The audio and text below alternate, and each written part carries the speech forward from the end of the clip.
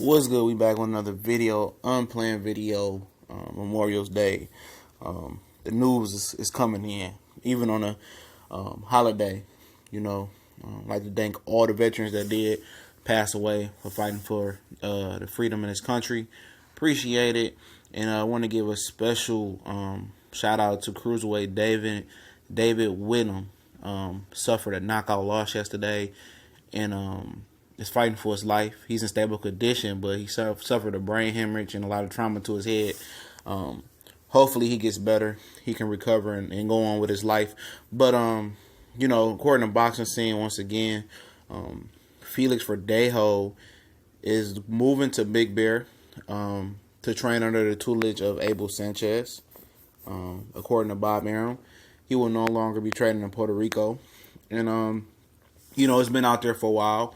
Bob Arum did offer his 2 cents in on Verdejo, telling him that he should come train over in the States and take boxing more serious. For a guy that was endorsed by Vasily Lomachenko as the toughest fight, I believe Lomachenko said that, Verdejo had gave him the toughest fight in his whole amateur career. Very talented kid, a lot of promise, but has failed to live up to expectations as a prospect turned into a contender. A lot of people are now wavering on this guy's promise to deliver as the next big Puerto Rican star in the footsteps of Miguel Cotto and Felix Trinidad, amongst just a few. He has been performing underwhelmingly. Like, he's been, going life and death with guys that he should be knocking out with his type of talent.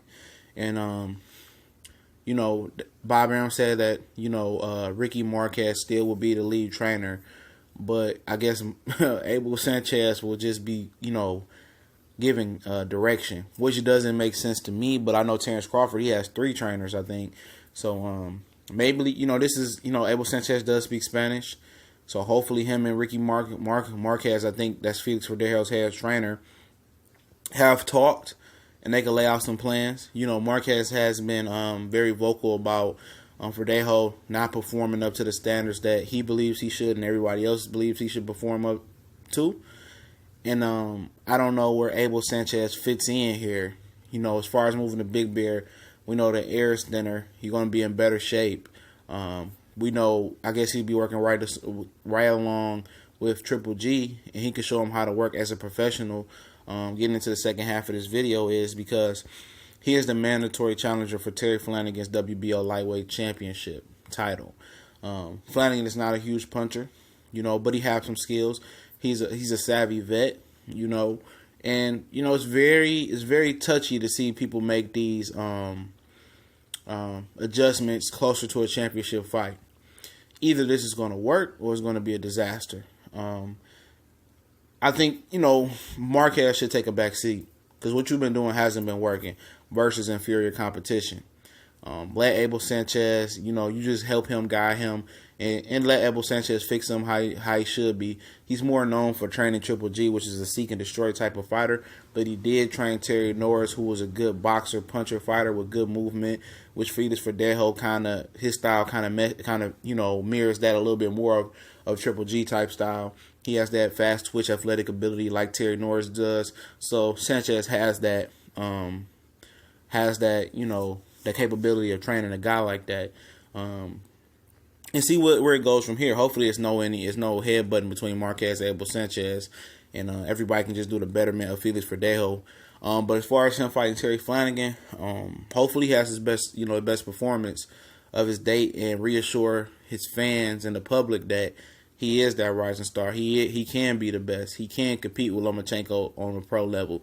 He can compete with Mikey Garcia on a pro level. He can beat Robert Easter Jr. on a pro level. Right now, it's just people hoping that he puts it all together.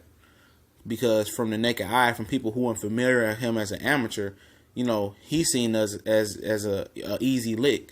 A guy that anybody can just walk into and beat very easily. That's what the public sees that's not fans of him. But people who know and follow him coming up through the amateurs know that he has that ability, but this is the pros now.